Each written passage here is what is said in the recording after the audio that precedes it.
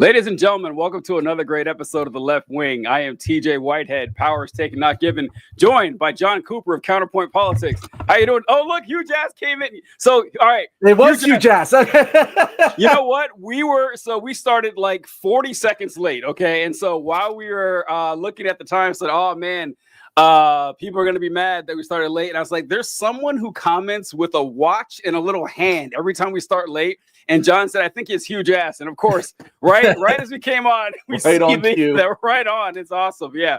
Okay. So before we got on backstage, John and I, through a hilarious coincidence, we're talking about The Sopranos. John, what were you going to say about The Sopranos? We were talking about how great the show is. I mean, I was just saying how great of a show it is. Historically, it is probably the greatest show of all time because it was the start of shows being good. Like before The Sopranos, good television didn't exist. Like it was movies were good, TV was shit. And The Sopranos was the first TV show to ask the question, well, what if TV was good too? And not only was it good, it still holds up. Like I go back and watch a lot of shows from that time period, and I'm like, this doesn't hold up the way I remember it as a kid. The Sopranos holds up every day of the week and twice on Sunday. Every episode is great. Characters are great. The philosophy is great. It's just great on every single level. What were you going to say about it, TJ? Well, I was going to say that what I love about The Sopranos is that it is not a comedy, but it is. Mm-hmm. Every episode is like half comedy. And somehow it's still, you would never describe the show as a comedy. It's a fucking comedy. It is it is on the surface a drama, like a gangster crime drama. And there's a lot of great dramatic elements and everything. They do a great job. But man, when they go for comedy, they nail it. It is just with the what do they call it, like malapropisms, when they say stuff that the incorrect way, like when Little Carmine says, what does he say? A pint of blood is worth more than a gallon of gold. Like just fucking up phrases here and there. I love that. And you were mentioning how it was the first time TV was good, which is a pretty funny way to put it. But what I hear a lot is it was the birth of like an anti-hero with prestige television and everything. And I think that's kind of true. It's certainly like where the main guy, like Tony Soprano, when they had him kill a mobster with his bare hands in the first season. But Oz, I think, was the first show that kind of went down that route because Oz was before The Sopranos. Now, Oz is not as good as The Sopranos, but I think Oz doesn't get enough credit for starting that way. Sopranos is definitely better, but if you guys don't know what Oz is, it's a prison TV show. Oz is short for Oswald State Penitentiary, and they call it Emerald City, which I think is pretty clever. But Sopranos, fantastic show. Who is your favorite character on Sopranos? You can't say Tony. No, Tony's the best. Yeah.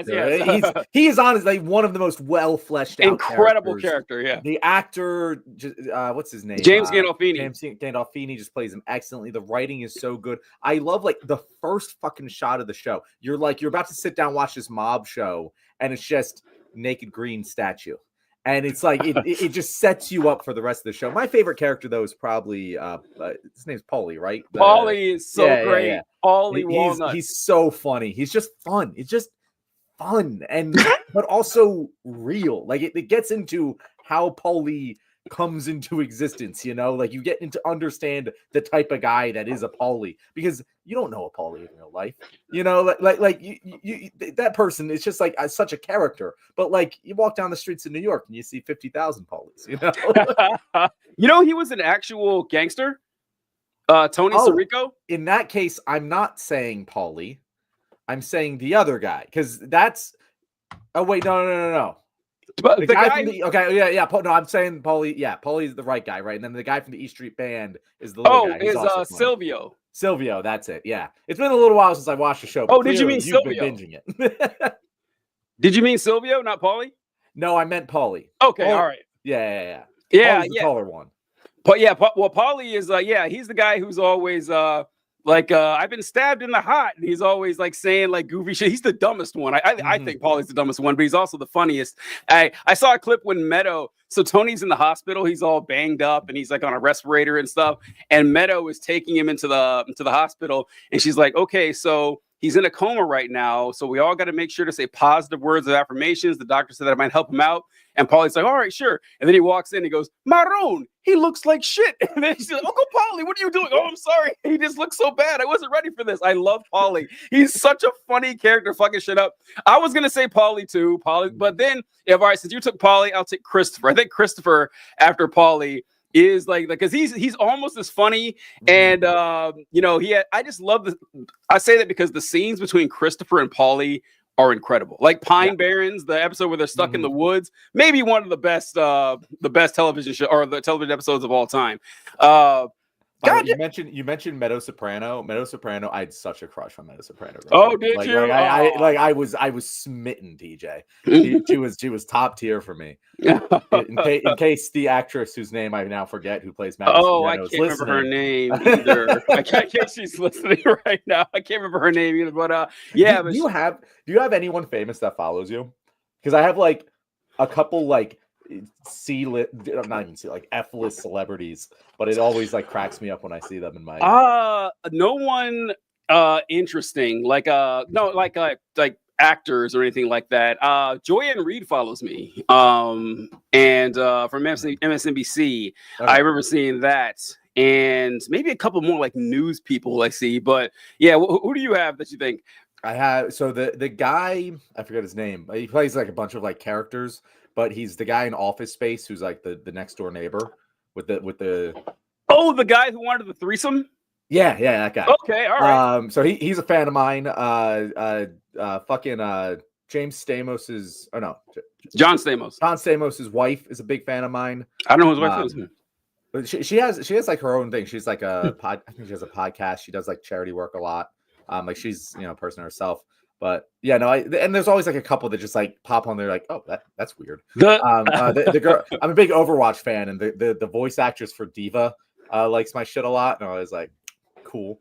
But yeah, no, it's always weird. Like it's weird when like someone who is actually famous like interacts with you. Like it's just like, this is weird. It is so weird being in our position. Yeah. Because the people who are watching us right now, and by the way, we're stalling while we wait for our guest. I know. Like, we're not doing the normal show. But like the people like watching this right now, and the people who watch our shit, they're like, oh, these guys, they're so popular. They get like all these views and whatever, and we're like, we're just normal people. I know. My life is not much different than anyone else's, except I waste my time doing this. That is it. But like, there's real famous people. Yeah. I think the most famous person who interacted with my stuff was Andy Richter. I think because I remember he like said something that I said was funny or whatever. So I think that is this like as high. Adam Conover has liked my shit. That's like one of the biggest, one of my biggest compliments. I get Adam Conover on the show. If you're listening, Adam, we'd love to have you as a guest. Hook us up. So he actually, did I tell you, I was on this show, and fuck, what was it I said? Oh my God, it's gonna come to me. But like afterwards, someone tagged me on one of his posts that he made the same day where he said the same exact thing. Oh shit. And I was like, oh shit. It was about the election, but I forget exactly what it was. I gotta look it up, but I was like, yes, Adam. I commented. I was like, "Yo, join the show if you ever want to." All right. Well, so it's actually fine that Ate's. I don't know. He was messaging. He said he's going to try to pop on. I don't know what the problem is. Oh, there he is. As if on cue. Hey, look at that, my man. What is going on? We're talking about me. I like that. No, I was just saying. We were stalling while you were hopping on here. But I still want to bring up a couple of fun topics here. Well, not fun, but just stuff that I didn't text either of you guys.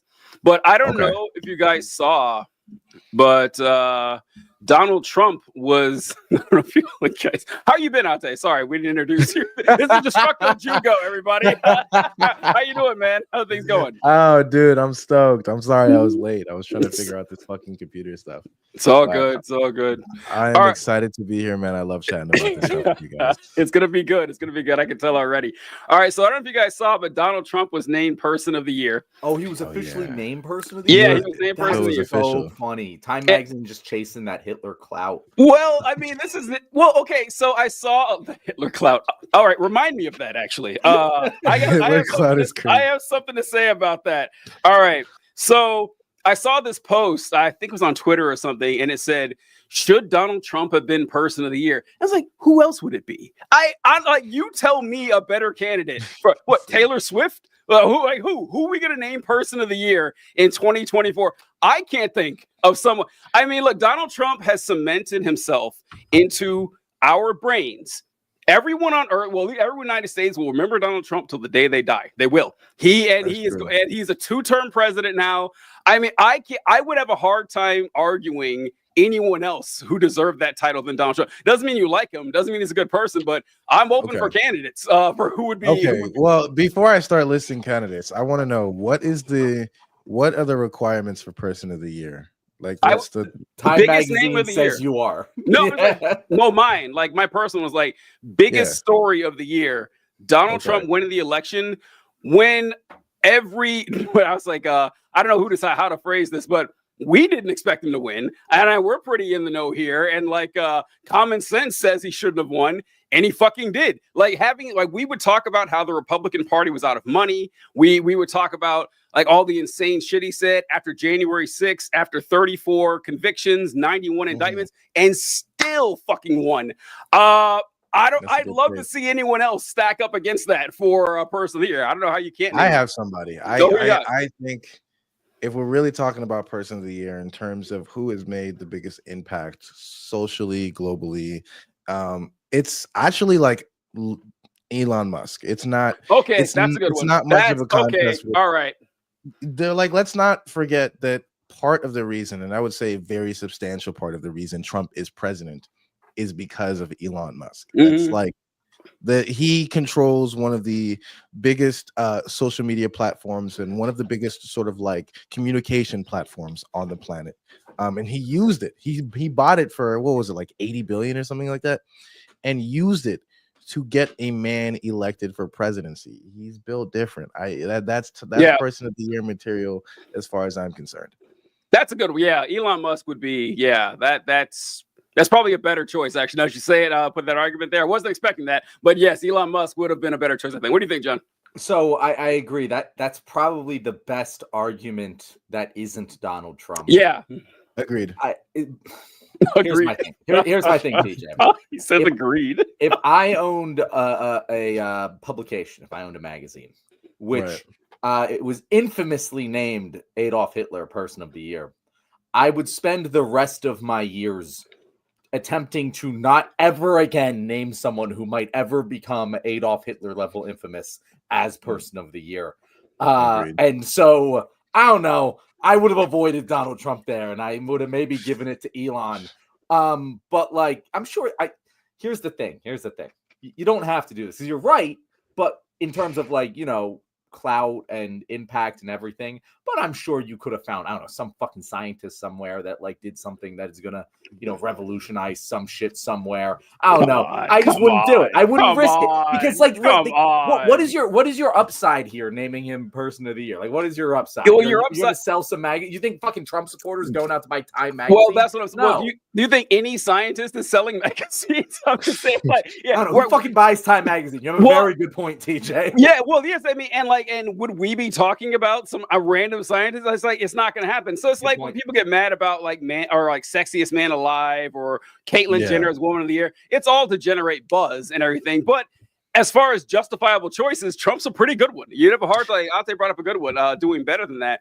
But that's kind of my question, though. My question is, just sincerely, what are the fucking requirements for Person of the Year for Time? Like, is it just about impact or just about who's talking about this person or sort of like what they are in the zeitgeist of this year, or like are there any moral standards? I mean, clearly there aren't any moral standards. No, because they got Hitler and now they got Hitler 2.0. But is that just it? Is it just ranking popularity based on sort of like how influential you were this year? And if that's the case, if that's really what Person of the Year is, and then Trump got it. I can't even be mad at it. Why wouldn't they pick Trump? You know what I mean? Yeah. I agree. One thing I don't like, so it used to be like Hitler didn't win Person of the Year. Hitler won Man of the Year because that's what it was called back then. And I remember when they changed it from Man of the Year to Person of the Year, I didn't like that. I still don't actually. I wish that it was Man of the Year, or woman of the year if it's a woman winning it, because it just person of the year sounds like shit. It sounds terrible. I hate it. Doesn't roll off the tongue. It's awful. So that's my boomer take right now, is that I want man of the year back, and if it's a woman, woman of the year. I just like how it sounds, Whichever it is, just it's woman of the year or man of the year. Every year there's just one, and it could be whatever you want it to be. Or that year where they said you're the my god, do you remember that?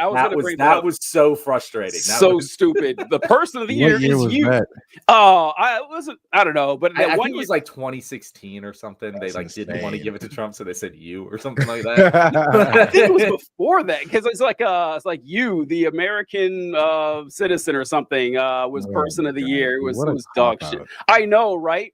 Yeah, so I didn't like that. You find it, John? 2006. Yeah, it was a while ago, but yeah. And so another one, the reason I said to remember the Hitler thing was Time magazine named Hitler man of the year in 1938 or 39, but there was another magazine that also named Hitler man of the year, and that was Homes and Gardens magazine. I don't know what year that was, but it was like in the 30s or something, and they named Adolf Hitler person of the year.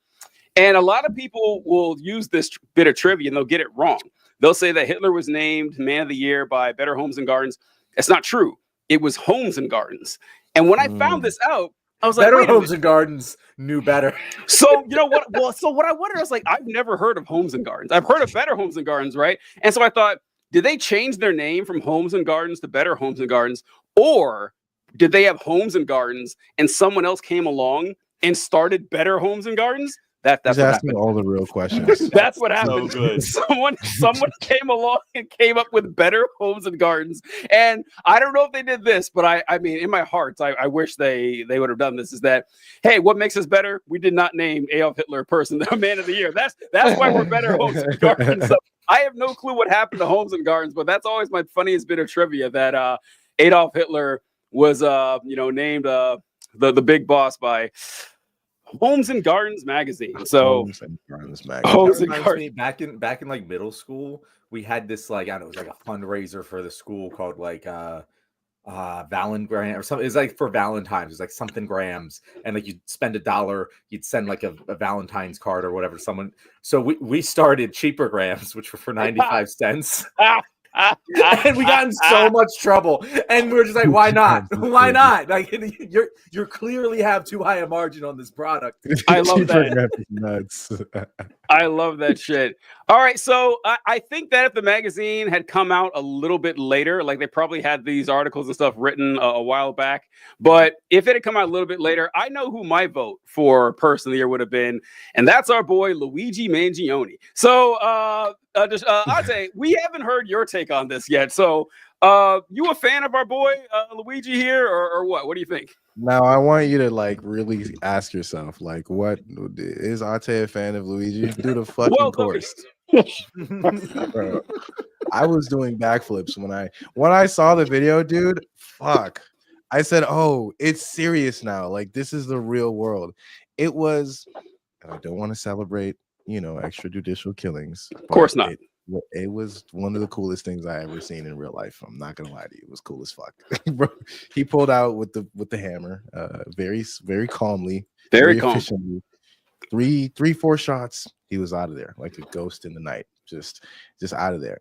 And everything that has developed from the story so far. And I actually wanted to get into this because I saw you guys talking about how some people believe that he might be a patsy.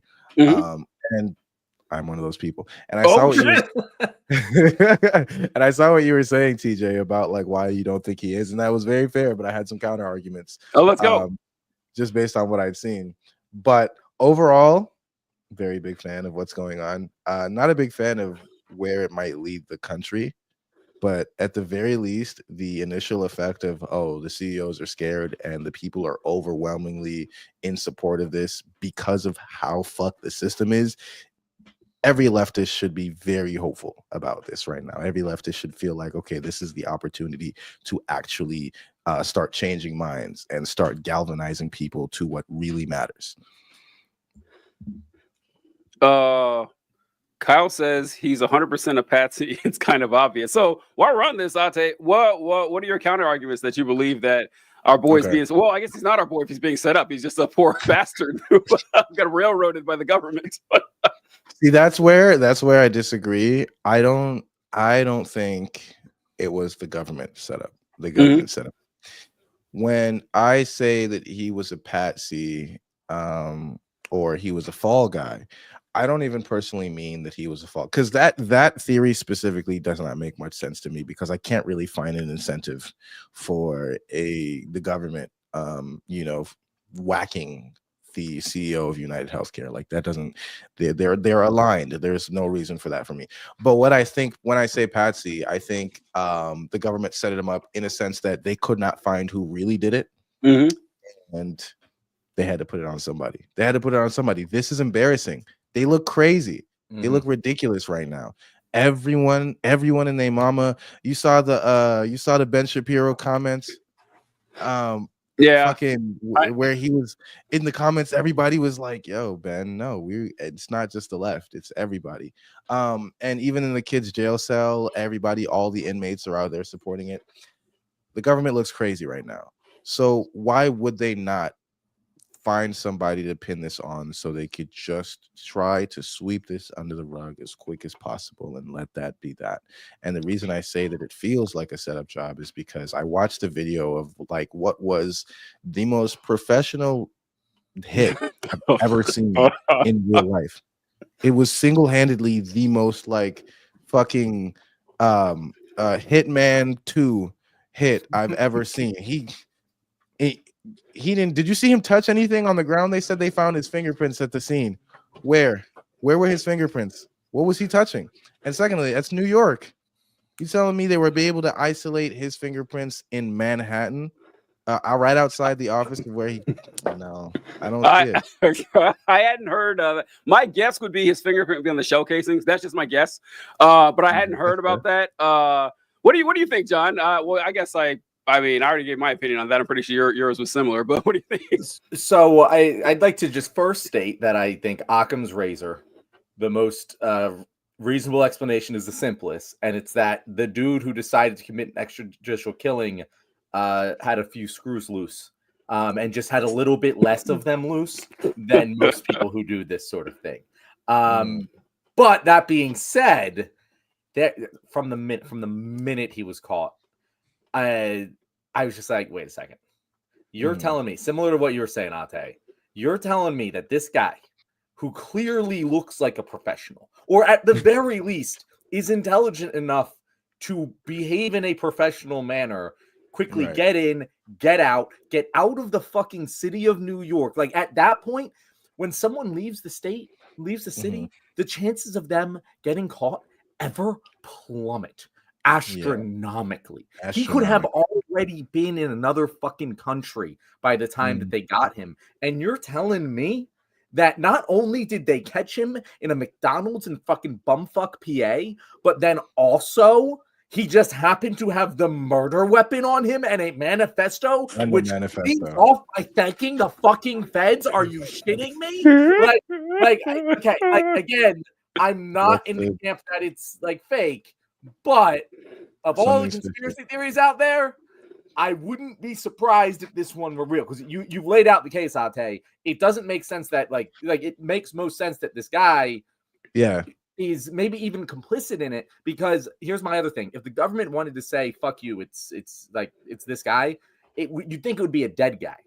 That I was right about to go there. They would just kill him, always right? They always kill that's what I would do. I wouldn't let this guy live to see a courtroom. I wouldn't.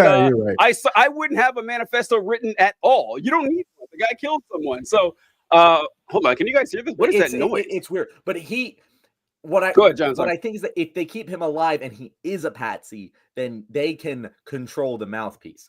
And here's the real quick way we're going to find this out, guys. Unless the killer literally just had a really specific personal grudge against Brian Johnson, it's pretty clear this killer, if it wasn't Luigi, was making a political statement. Right. If it wasn't Luigi, we're about to see another CEO popped while Luigi's in custody. Maybe while he's on like live TV or something. Because that's exactly, if I were the killer and the government was framing someone else, popping someone else. That was You that know, your like, theory? that's- Was that your theory last week, John? I thought you said something like, or someone said something like that this could be a ploy by the cops to lure the real killer out to piss him No, off. I didn't say lure the real killer out. No. But I mean, yeah, they're watching fucking Death Note and they're just like, oh, I got an idea. Yeah. No. I got an idea. To your point, John, about, and here's the thing, and this might be like a controversial opinion, but I don't necessarily think that anybody who commits an extrajudicial killing has necessarily cognizant of what they're doing and the implications of it and still commit the action. And so this really does feel like one of those, and it's rare, right? Like, I think like, I can't think of, like, I'm trying to think of a situation where that has happened in America. It's hard. It's in America, it's difficult. By and large, I think like most 99% of any political assassination that's ever happened was because the motherfucker was crazy. Like, there was a political motive, maybe, attached to it, but the motherfucker was crazy. This just, there's something about this that feels far too intentional, especially insofar as the police try to learn. Did the cops do that? Or I didn't know the cops did that. That would be smart. That'd be smart. That would be smart. That would be smart. Yeah. I didn't know. It's like so dumb that it is dumb enough for exactly. Yeah. Dumb enough for it to work. It's like an episode, it's an episode of Seinfeld, and then the Kramer's accidentally there, and then the police arrest him. It's like they know. Like, look at how the person that did this, whether it's Luigi or whatever the case may be, knows what the conversation was going to turn into as soon as he did it. And now look at it. We are all talking about the awful healthcare system within the United States and whether or not we're at a tipping point insofar as it being getting violent. I saw so many people with personal stories on every social media about my grandma's claim was denied, my dad's claim was denied, my husband's claim was denied, I lost this person lost a limb, so on and so forth. This was, in my opinion, one of the most, and I think we'll find this out in later as the months go by, this might be one of the most like important assassinations in modern times. Just simply based on how the conversation is being had around it. And so insofar, and so because of that, like, I don't think whoever did this is dumb enough to, like John said, get caught lacking with the fucking gun.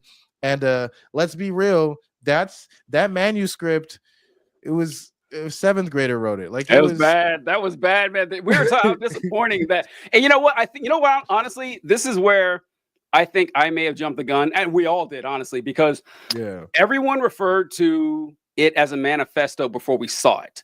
It wasn't a manifesto at all. If anything, it was kind of like a confession letter. Like that would be, if someone said he had a confession letter and I read that, I wouldn't have that reaction. But I was expecting manifesto, and I got 150 words of like, hey, sorry for all the trouble I caused, guys, but I had to do it. I think that, I think if it was never called a manifesto, we wouldn't have this reaction. But the fact that it was called a manifesto and that they hid it, like you were saying, John, how they hid it from everybody, and then you saw it, you're like, really? This is what you decided to hide? So I am if like my honest opinion, I don't think that he was set up. I think that he more than likely did it. But I'm not saying that people who think that there's something else on are crazy. I don't, because there's a lot of weird fucking shit about this. A lot of stuff does not add up. That why he had the stuff on him. Why was fuck? Hold on. Before I go on this, there's one thing that I can't accept, and our friend Kyle said it, and I think I mentioned it last episode. John, is the argument is that when he says, oh shit, no, good job, TJ. He looks nothing like the 3 guys the police said were the suspect. That one I can't go along with, folks, because he kind of looks like he kind of looks. Yeah, he looks a lot like him. He looks close enough where I'm like, yeah, that exactly. Could be the same guy. I hear this all the time that he looks nothing like the photo. I'll once again not saying that's 100% the same guy. It might be the same guy, though, right? The coat thing is way more of smoke than because my question is, does look like the guy. Is that even because I've heard conflicting reports on this. Is that image of the guy with the mask down smiling? Is that even the same guy in the video killing? So Brian I've heard people say, well, this is, I haven't seen any like official thing where the cop said, no, that's not a suspect. I've never seen that like officially. You know how stuff just gets thrown out there. It's like, oh, they're saying that's not the guy, but I haven't seen that anywhere. But I mean, that's the image everyone's thinking of. So yeah, it's kind of similar to that. But the thing with him getting caught, when I first heard that they nabbed him at a McDonald's and he had a backpack with the weapon, the silencer, the manifesto, the written manifesto, I might add. A 26-year-old writing anything on paper, odd. That's strange, right? When is the last time anyone listening has written a page of that? That does feel like a fucking Inglourious Bastards meme. You're right, it does. That's so good, John. That's true. Because honestly, I mean, like 15 years ago, I remember having to handwrite an essay for the Army. My hand was on fire writing a 2-page essay. It burned. It's just something you don't do anymore, which would explain why it's so short. But I'm saying if he had like something he wanted to get out, you think he would post it somewhere or he would type it up and then just leave for people to find. That would make a lot more sense. And then, of course, I was wondering the same thing everyone else was with why did he have that all that shit on him in the first place? What was he doing 5 days later? My only guess. Say what? I said, why?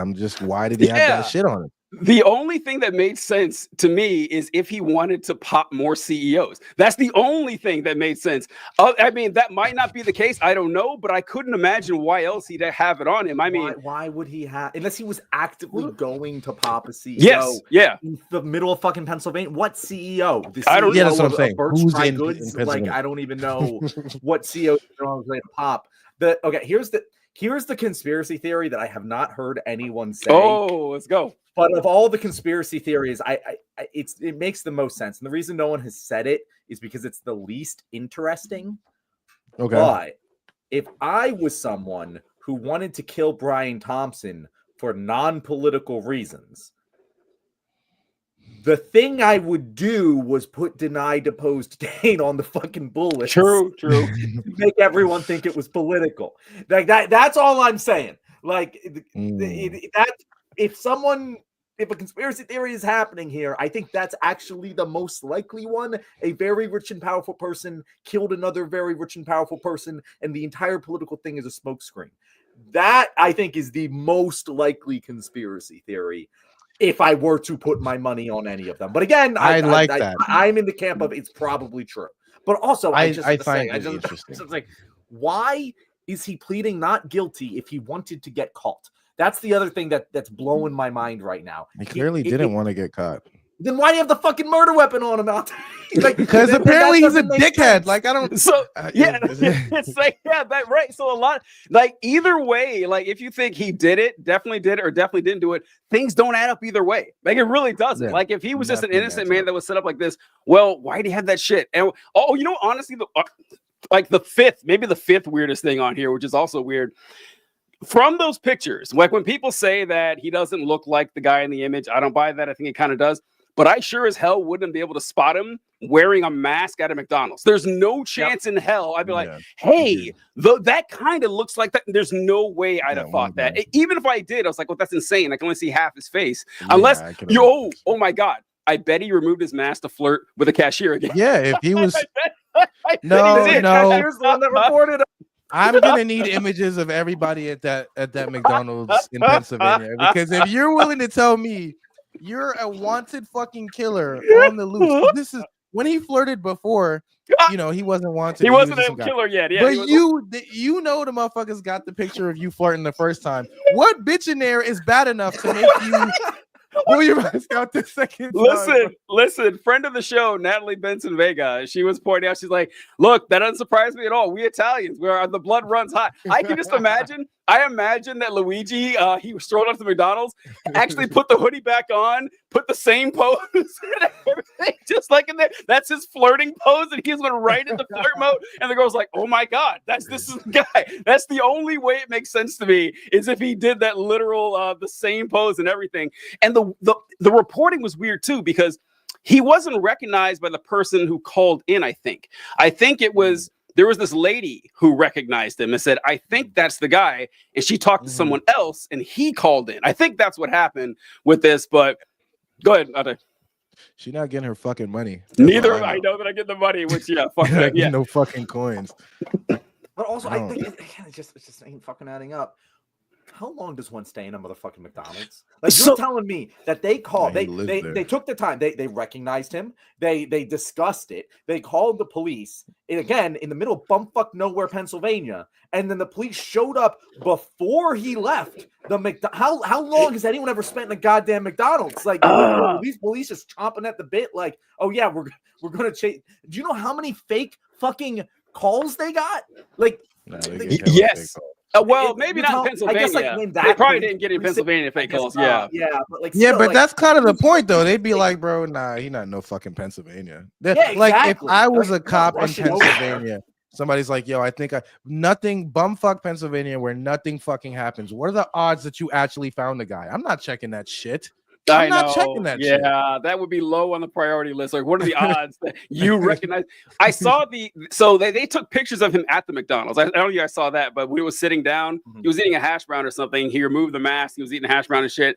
And so I remember talking to someone was like, well, what was he doing at a McDonald's? Like, why was he just like sitting there at a McDonald's? And my only thought was like, usually if I ever go inside a McDonald's, which is rare these days, usually I'll order it or I'll go through the drive-thru. But if I ever go sit inside a McDonald's, it's because I'm trying to use the free Wi-Fi. That's pretty much it. That's pretty much the only time that I'll go and sit inside a McDonald's. And I thought, well, maybe that's what he was doing. I don't know.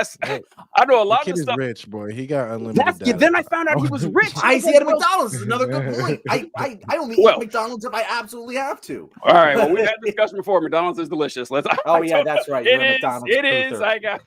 It tastes good. No, TJ, it's mediocre, and you're just loyal. Oh, no. Listen. I say this all the time. John's heard me give this speech before that a lot of you folks are too good to be common folks like I am, but I'm the representative of the working man here. And McDonald's tastes good. Everyone says it tastes like shit, but everyone keeps eating it. Everyone keeps eating it because it's ubiquitous. It's fucking everywhere. Well, there's a reason it is. It's genetically engineered to be tasty and addictive. And it is. I don't know what to tell you guys. Like, when you bite into McDonald's, sure, it's not a gourmet meal, but it is good, and you like the taste, and you go back. We disagree, TJ. I don't think it's good. I understand it's chemically engineered to get people hooked on it. I eat it as an adult. As a kid, I liked it. As an adult, it's like, what is this garbage going into my mouth? I think we're more socially engeneered to enjoy it than we are fucking chemically, dude. It's not that. All right, guys. Well, once again, you guys speaking for the PMCs. I'm speaking for the everyday Joe Blow American who love their double quarter pounders and it tastes great. Now it makes you feel like garbage. Like, eating McDonald's makes me feel horrible. So I don't do it often because of that reason. But if I had no adverse effect, I did that shit every fucking day. Of course I would. And I also want to point to another possible motivation. If Luigi did it, which, we don't know. Hopefully he did, because goddamn, that's cool. But if Luigi did it, I don't know if you guys saw that he had like a back surgery, I think this summer, and he disappeared for a few months. His friends didn't know where he was. They were reaching out to him saying, hey man, where you been? No one can find you. You're supposed to be in a wedding. We got to know what's going on. And I was like, okay, so the back surgery may have had something to do with this. We're not sure. But some fucking traitor, someone who must have hated Luigi, put out this post or something, or a theory. Oh, this one, I'd say a theory on why they think Luigi did it. And they're saying that Luigi, you see that? They said that Luigi Mangione's back surgery left him unable to have sex. Now, once again, that's just what someone said. We don't have any doctors note on that or whatever. I don't even know if it's true. But what kind of fucking snake? Why? I mean, if I found out that a buddy of mine was the most popular person in the country, even if that were true, I would never go in front of a microphone and say that. Why would you slander our boy Luigi like that? Yo, he gets no pussy, everybody. That's why he did it. He get no pussy. Right. Oh, I hate it. DJ, there's a very simple explanation to this. It's just like, giving a fake number. It's like, oh, sorry. I know I'm an incredibly attractive, incredibly wealthy man. My back. Can't do it. I'm just going to let you down easy. Oh, who would? I just thought someone who would do it it'd be like a girl who's really into Luigi, and she finds out that everyone in the nation really, really wants it. That's true. It's like, oh, sorry, folks, nothing we can do there. I know. I don't know. What did we see? I want to see what the people say over here. I'm thinking he's a fall guy. A lot of people think he's a fall guy. Are we in the minority here, John? Let's see. There are 2 other photos. You guys kind of are. Like Twitter kind of thinks this guy's a fall guy for real. Oh, we'll see. Yeah. So here's the thing. If he was a fall, this is the other confusing thing. There's so much. Here's the thing. If things all didn't add up in the same direction, I would be like more likely to believe it's a fall guy. It's just they're not adding up in a very scattered manner where it's like, okay, I need to learn more information here. But one of the biggest things that makes me think he's not a fall guy is that he has pled not guilty, but he also isn't saying I'm innocent and being set up. And if I don't know, if I were the fall guy, that's what I'd be saying. Can't prove he was there. Like that's his line of defense. But his lawyer's cooking though.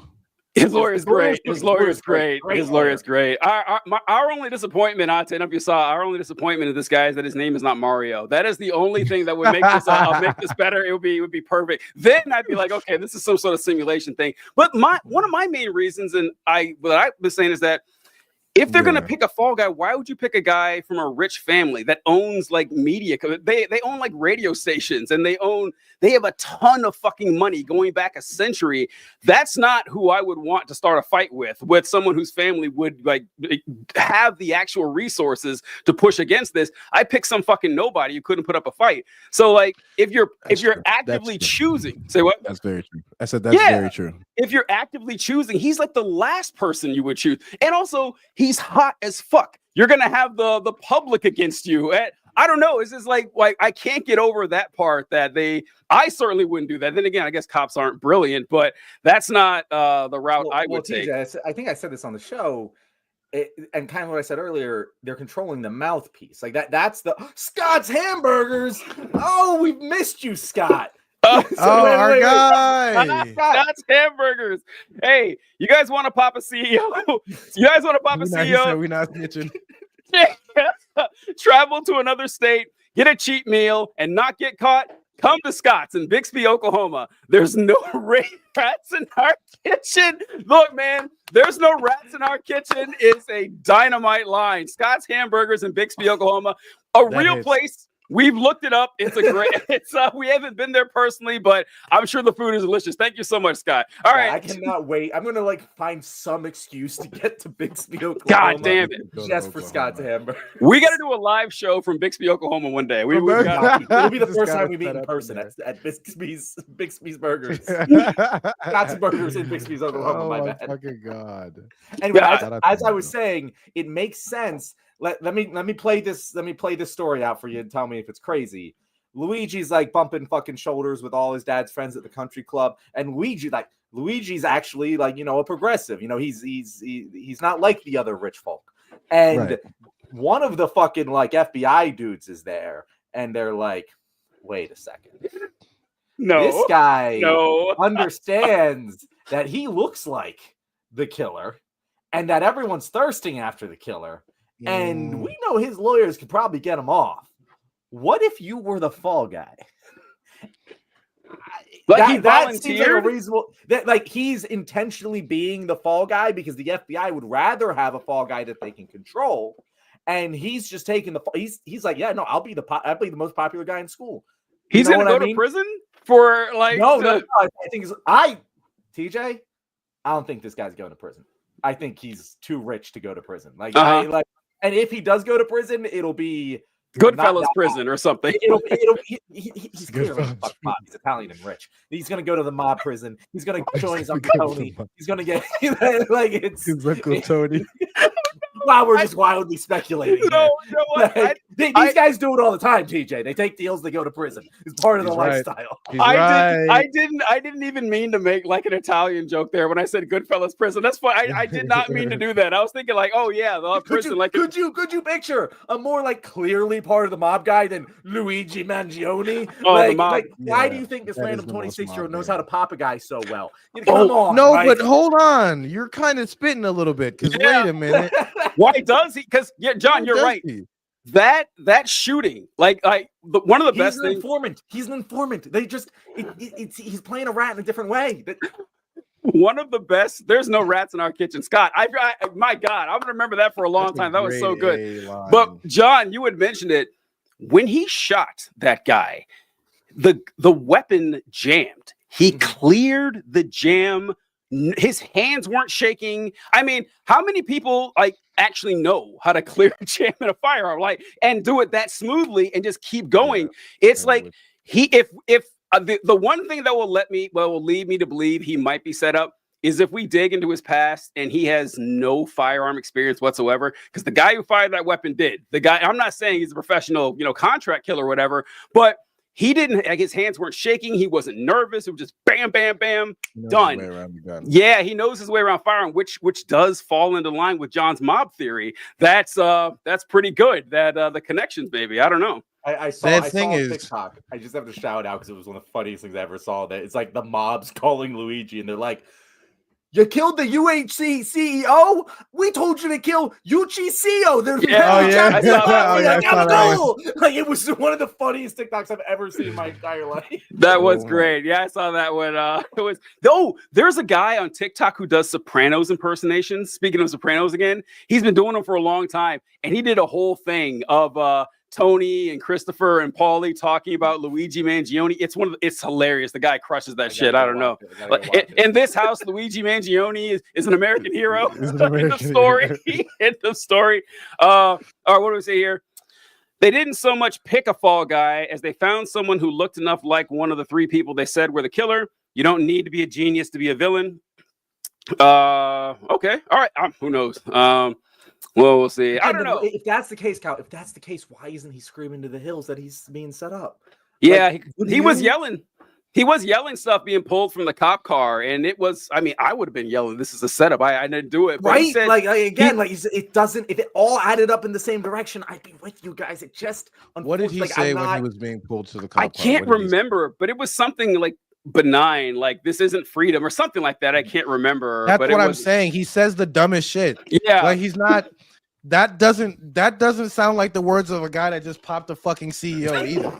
I mean, so no matter which way you slice it, there's no which is why Occam's razor, the guy just has some screws loose, like and it doesn't have to make sense. Fucking believe it. Well, look, I mean the theatrics that went, because the reason I didn't think it was a contract killer was because of the pageantry and stagecraft that went into the killing. Like putting words on the casings, that's not contract, because that is not professional. Or the Monopoly money, not professional. It's just so. Well, that's why I said if it was a contract killing and wanted to distract from the fact it was a contract killing, that's exactly what they would do. Yeah, that's not an Occam's razor answer, though, right? Yeah, that is A. That's not an Occam's razor answer, and B. So let me follow that bunny that you just landed on the ground. The idea that some other rich asshole could have hired a hitman to kill the CEO and do it in such a way that would make it seem like a political move. Okay, why would another rich asshole inadvertently want to start a class war? Because that's where we're getting. I mean, we're talking about Luigi Mangione, but Luigi Mangione, whether he did it, whether he didn't do it, the CEO of United Healthcare is dead, and everybody. Wait, no, I got this. I'll tell you, I already got this. All right. What? Think of assassinations that happened recently. 2 political assassination attempts. Like, if you're just like a CEO and you're just like, oh, what could distract from this what's going to look like a hit? I'm going to make it look like a political assassination. Because that's what's been in the news the last 6 months with the 2 Trump assassination attempts. And as CEO brain, you don't understand the people are going to like fucking make this a thing. Like you're right. You think because the Trump assassinations, it was like the guy didn't create any following. It didn't happen. You just thought it would be a 24-hour news cycle, just dominate it for a little bit, and then it's going to go away. Okay. That's not what's happening here. And a CEO would not understand that. It's true. They don't. The CEOs really lack self-awareness. Like genuinely, the elite sincerely lack like understanding of how the real world works. It's baffling.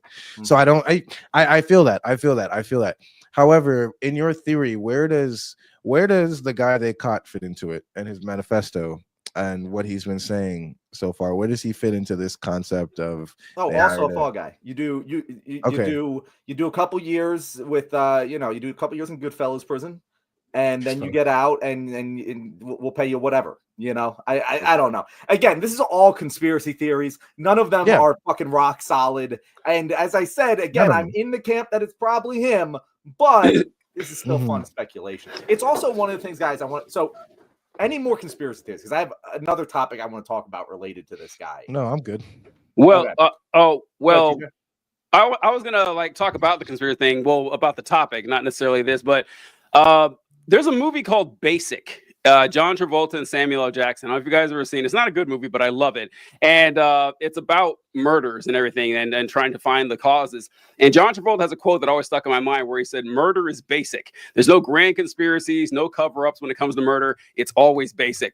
And I think that's true most of the time. Most of the time it is. And even with ones like this where, it's like, the shell casing said deny, defend, oppose. The suspect is a guy who recently had a surgery, who had weird political. A guy commented that he had dartboard politics, which is, I love that expression. That is just it's all over the fuck. I don't know. That kind of makes sense to me. But outside of that basic model, it looks a lot more weird and complex. But sorry, John, what were you gonna say? Well, okay. So just to speak to that for a sec, the fact that the words were wrong on the shell casings, that's one of the biggest things to me that makes me think this is the real thing. Because one's okay, you're telling me that this is the fucking this guy wanted to make this big fucking political statement and kill people, and this is his manifesto. That's one of the biggest pieces of evidence to say this is a setup to me. But then it's well, we do know that the words on the shell casings were wrong. So is this just a guy who thought it through a little bit? Enough to make us think that he wasn't one of the, because as soon as I heard that, I was like, those are the wrong words. That's weird. It's weird that they're the wrong words. And it's he's going to go through the trouble of using his fucking 3D printer, but he doesn't want to do the research, or he's a fucking STEM major, guys. He doesn't care about the words of the communication. The language. He wants to make it look cool. That's it. Yeah. Anyway, I wanted to say, I hate the people who are oh, you're gonna stop there, John? I thought the sentence was over. Go ahead. No. I hate the people who are oh, how dare you celebrate this? Go fuck yourself. Eat the biggest stick in the world, throw it up, and then eat it again. It is. I don't understand how to communicate to people, and you know what? This is a cross fucking pollination thing, but a cross population thing. But it's usually liberal fucking moderate white people who are oh, how dare you laugh at this thing? And it doesn't have to be this thing. It's any fucking thing. But it's they refuse to understand that laughter is a release of pain, that people use comedy and laughter and camaraderie over dark subjects to release the pain that they feel around them. Not people, there's people who are yeah, no, let's start the fucking class war. Don't get me wrong. Those people exist. But that is the very, very small minority of people. Most people laughing at this don't even understand what the class war is. I mean, innately do, but they don't fucking understand it academically. Right. And so they're just laughing because we all have this communal fucking pain. When your boss, gets hit in the balls, and it doesn't mean that you're advocating for people to get hit in the balls, to hit their balls in the balls because you laugh. It's oh, guys, remember when our boss got in the balls? It's really fucking funny. Fuck that guy. That's what this Fuck that guy. And I understand, he's dead, but we're inundated with death and suffering in the news every goddamn day. Every day. And this is the thing that you're going to clutch your pearls about. This guy who is directly responsible for much of that death and suffering, go fuck yourself. Get off your high horse and just be a human. Oh my God. It pisses me off. That was my rant. I agree. I want to jump in because there is a lot of false equivalency when we talk about this, because a lot of people are oh, if you're celebrating this, you're celebrating anybody could just kill anybody for any reason. No, wait a minute. Because I need you to understand, fuck that guy. Because things don't always have to apply to everybody at all the time. And this is why I've always been a Kantian hater. I've hated Immanuel Kant ever since I was a kid. Thank you. I fucking hate the categorical. Bro, fuck the categorical imperative with. Oh my god, fuck that shit so much. We're about to have a whole other type of discussion here. because it's so devoid of so much necessary context and nuance to hold positions like that. When we are clowning and giggling at the assassination of this CEO and laughing about it and saying Luigi Mangione is our hero, like you said, it is an expression. Like it's glib. It's dark, but it is a release of something that we all collectively understand, an experience that we all have. I haven't met a single person in this country that would look to me in my face and tell me the healthcare system is fine and that like big healthcare is good and great and it works for everybody. I think that's one of the most, like, insofar as like socio-political experiences, that is one of the most universal. Yeah.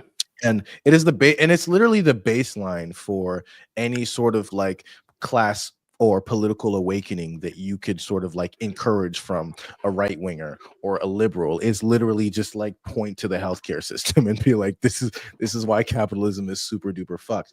And so insofar as laughing at that and expressing joy at that, it's cool. It's like it kind of filled me with hope, as bogus as it sounds, the fact that because I was very afraid that the reaction was going to be incredibly polarized.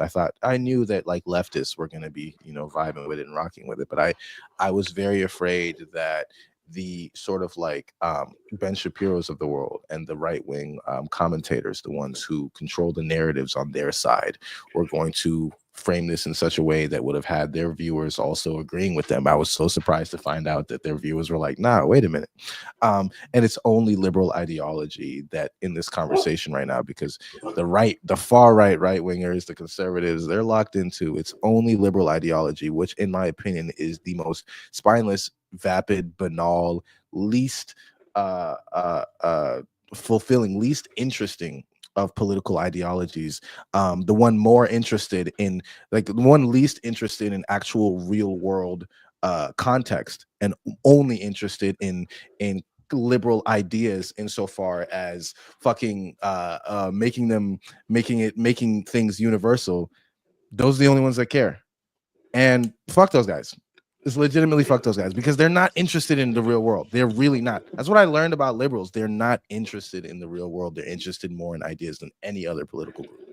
Yeah, they're interested in the ideas, and I'd say they're even more interested in just, hey, look how good of a person I am. I'm such a good person. I am smart and I am good. I wouldn't dream of gloating over the death of someone so horrible. I mean, like it's like those people who say stuff like, well, I don't like how McDonald's tastes. I think McDonald's tastes like garbage. All those plebs who love McDonald's. Bro, what a dick. I don't know anything about that. No, but it's just like, it's like people who just like bragging about how good and how pure and how wholesome they are. That's their entire ideology. It's like, it's just, once again, it's why they fall. It's why they fall so often for the Lucy with the football tricks with the Republicans. Like, have you guys seen that, how they're all cozying up to Republicans now? They're all saying, "Oh, well, John Fetterman's on True Social. John Fetterman, pardon of Donald Trump." Oh, John Fetterman's not a fucking liberal. Well, I mean, well, then again, we could say this about multiple Democrats and everything, or pushing forward. It's just like how, God, I wonder this a lot, where like the people like Marjorie Taylor Greene and Matt Gaetz, or even Donald Trump or whatever, I think they're actually the smart ones. I've come to this cold, hard realization that, your values don't really seem to matter. like actual fighting for something good doesn't seem to.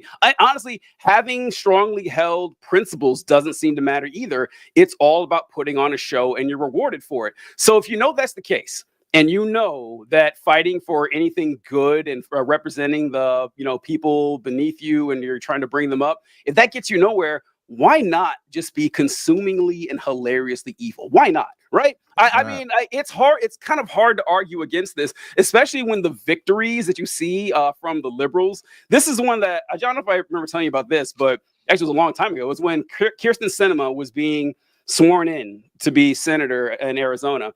And I remember this picture going around Twitter. I saw it 100 times in one day, where it showed Kirsten Sinema and she was raising her right hand to be sworn in. She was being sworn in by Vice President Mike Pence. And all the captions said, "Look how uncomfortable Mike Pence looks, swearing in the first openly bisexual member of the Senate." And I saw the picture. I said, he looks like Mike Pence. He doesn't look uncomfortable. Yeah. This is just, that's Mike who Pence always looks uncomfortable. He always looks like he's about to take a shit. Yeah. And I say, that just looks like Mike Pence. What are you talking about? But I saw so many libs just gloat. I was like, look, I'm glad we got our first, I didn't know anything about Kirsten at the time. I'm glad we got our first only bisexual member of the Senate, but I don't care that she makes Mike Pence look. That's what it is. They really thought it was great. Like, it was a dunk. It was a win that they made Mike Pence uncomfortable for 30 seconds. I don't give a shit. I don't care at all. I care about actual policy getting across, but they're more impressed with the show they put on, and it's kind of obnoxious. I have like so many things. I'm just gonna fucking machine gun rattle. First, what you said, there is this has shown that there is again, just proving my theory that I've been espousing over years. You know, maybe confirmation bias, you know, but like it's as wealth inequality increases, there is more civil conflict. That is just a fact. And when that happens, you start to see less left versus right, and you start to see horseshoe theory is dubious, but it's based in some reality. You start to see the left versus right distinction leave and the up versus down distinction begin. And you know who fucking loves Luigi? All of the anti-establishment types. It's across the political spectrum. You know who fucking hates Luigi? The goddamn establishment people. You know who fucking loves, oh my God, a bisexual representation in the Senate? The fucking liberal, moderate, establishment, rich, white, college-educated people. You know who fucking hates that? Both us on the left and fucking conservatives. Like, there is a political realignment happening, and if the fucking Democrats don't realize that, they are going to continue to get their asses kicked. Anyway, another couple fucking thoughts. Ate, I absolutely love you because you just you lull me into a false sense of security, because like when I talk like I'm shooting the shit, I have a certain cadence and I'm definitely talking more like my normal self. And then when I get into more academic discussion, I definitely have a whole other voice and persona that I put on. I do it naturally. You go from talking shit about McDonald's to talking about Kantian philosophy as if nothing changed. And I to speak to that Kantian philosophy, I love that you bring that up, because this is such a clear indication of how wrong that principle is. Because the people who are like, oh, killing's always bad, it's like, go fuck yourself. Because if you actually believed that, you would be a goddamn Nelson Mandela like revolutionary against the status quo, because so much more killing happens. And all of the people I see, like, I know who my Kantians are, of like the people, like, you know, I call them the intelligent conservatives that I like to talk to and debate with, to like get the other side that can actually like express it. And like a lot of them are fucking Kantians. And it's the same fucking concept. It's like, oh, well, murders, how dare you do this? It's wrong. It's like, but like, you understand that you're just looking at the wallpaper here and you're not looking at what's behind it. Like you can't make any actual evidence-based argument that fucking Luigi has done more harm to the human race than fucking Brian Thompson. You just can't. Right. It's not fucking possible. So if you're going to sit there and say murder is wrong, I'm like, okay, I'll agree with you. I'm a fucking pacifist. I always advocate for nonviolent revolution. Right. Not necessarily because I think it's morally wrong to have violent revolution against an oppressive system, but because it has a higher likelihood of being successful. That's why I advocate for it. That being said, if you're going to sit there and tell me, hey, all murder is wrong, then you better be fucking having 1,000 times more criticism for Brian Thompson and his ilk than you do for Luigi for killing him. And if you don't do that, you don't think all murder is wrong. You think some murder is worse than others. You don't have a categorical imperative. If everyone behaved like Brian Thompson, no one could behave like Brian Thompson. And Kant would think that was wrong too. So fuck you.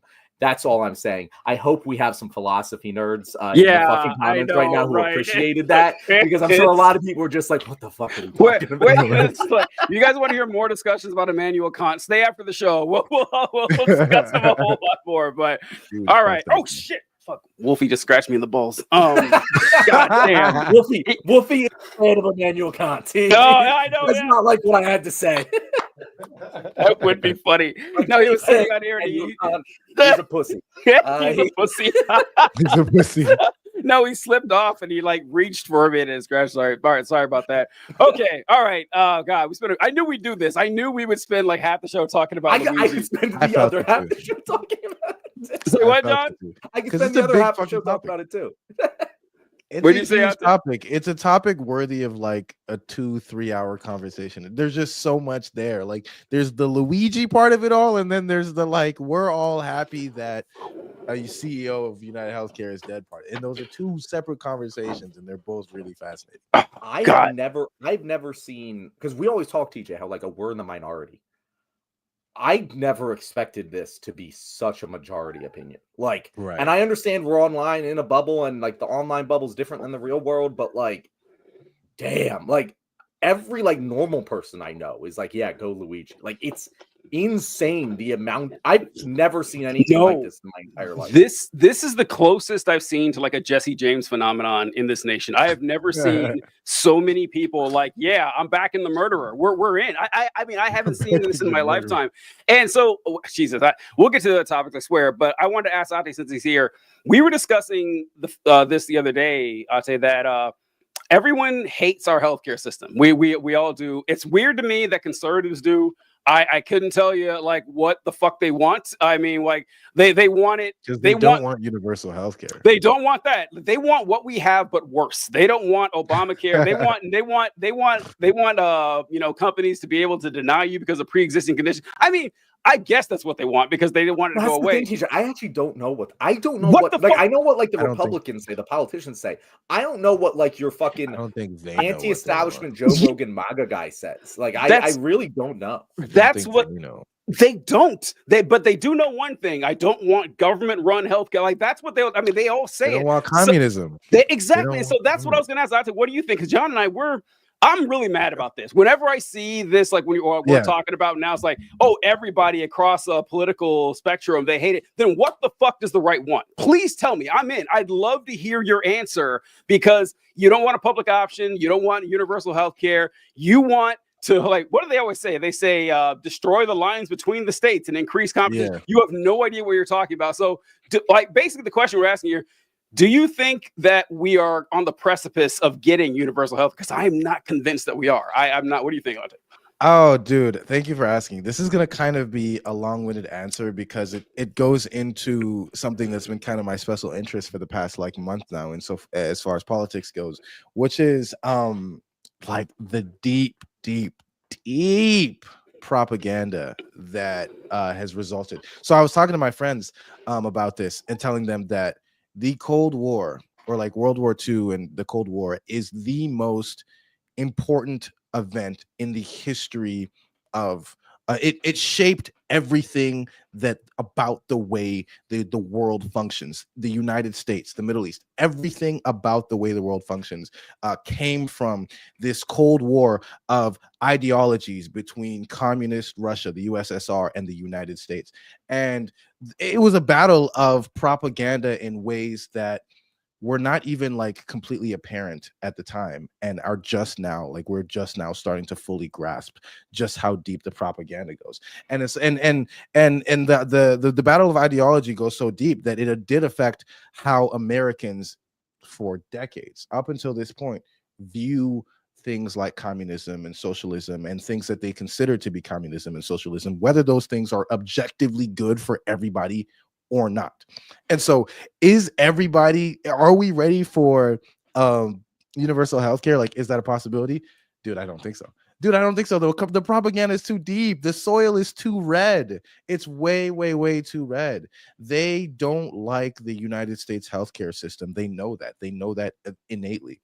But the idea of the concept of a free universal healthcare option that the government pays for is something that on an intellectual level, they just cannot, their brains are not wired to accept it.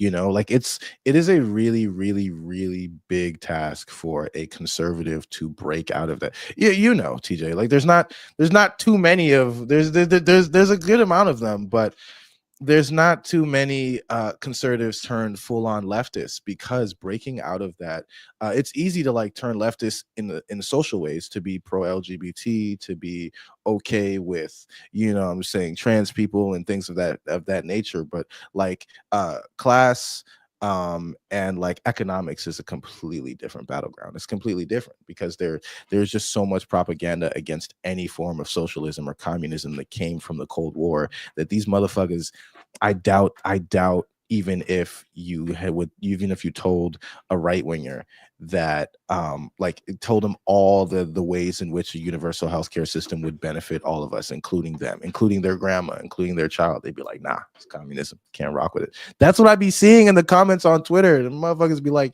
it's communism, dude, that's fucking commies, we don't want that shit. So short answer, absolutely fucking not. We're absolutely fucking not, dude.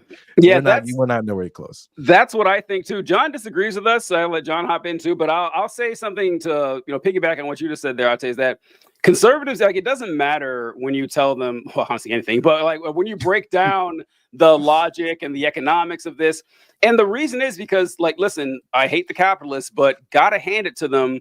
Excellent century of propaganda they put up ever since the Russian Revolution. Yeah, Mike, like game, like, yeah, I recognize when they did a good job, but recognize this game. They did, yeah, right. It's incredible. And so, as a propagandist myself, I have to tip my cap to how well they've done. But the thing is, it's like they've convinced 3 generations of conservatives now that embracing socialism, or God forbid communism, in order to do that, you need to like reject your patriotism. Like that, I mean, it's literally like renouncing your citizenship to the United States to say, oh no, I'm gonna embrace this new economic model. Wild that you would tie an economic model to your love of your nation. Insane that worked, but it worked really well. So, but John, I know you disagree. What do you think? Okay, so I disagree with this on a couple levels. I'll tell you, I'm wondering, how old are you? 24. No, he's gonna unk you. What the fuck here? He's gonna unk you. He's gonna little bro me. Holy shit! He was like, all right, rub his hands. Let him cook. So I feel like when it comes to, because I think universal healthcare is, of the socialist policies, the first one we will get. And I think one of the reasons for this, you're right, the Cold War, very good propaganda, but like, it's not like America was the only capitalist country propagating this propaganda. Every one of our allies was doing the same thing, and yeah, we were the spearhead, we were leading it, but like every country you see now, UK, France, whatever, Canada, they're also capitalist fucking propagandists who were on our side in the Cold War. So like, it broke through to them. It's got to come our way eventually. And the thing is, I do think there is a serious divide between people who lived through that or close to it and people who didn't. People our age, like, that propaganda barely fucking scathed me. It's, yeah, I grew up in the American education system and all that, but like, I wasn't programmed to hate communism in the same way that my dad was. That it is not nearly as strong. And so it was a lot easier to break. And I see that with a lot of younger people who actually get involved in this shit, tend to like not have this fear response. I see people saying the word socialist. I am a socialist now more than I ever did even 10 years ago. And it's becoming more and more acceptable. And I do think that universal health care, while it is it's not really a socialist policy. I guess we own the means of production of the insurance industry, but like, of the socialist policies, we've already seen other hyper-capitalist nations implement it. It's not the fall of the fucking Berlin Wall, but in reverse. It's something that they might allow to happen. And lastly, I had a point and I was going to make it, and I'm completely forgetting what it was. But I really wish I could remember it because it was a good one. TJ, take it away. I was thinking what you were saying. in two prongs.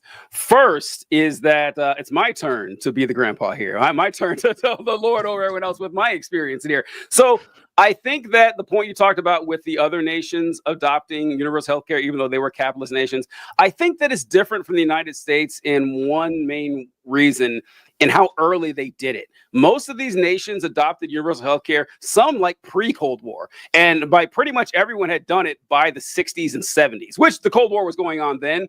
But that's where I think the transformation for us at least happened. Like the Cold War reached its zenith during the 80s, during the Reagan era. And at least the propaganda part, where we were all, all fall in line, the evil commies and shit. And I think that left an indelible stamp for the next, 50, 60 years. Like it's gonna be hard to overcome that because the vestiges are still there.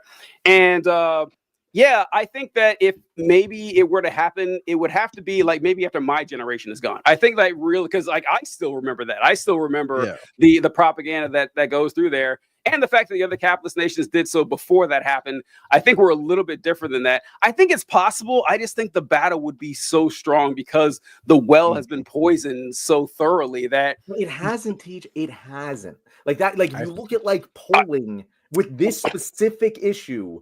It is a favorable, like it's not like we're fighting an uphill battle. We're fighting an uphill battle against entrenched power. But in terms of general popularity with this policy, it is a popular policy. I agree. It is. I've read 60% of Americans are favorable to some sort of like universalized healthcare system, so on and so forth.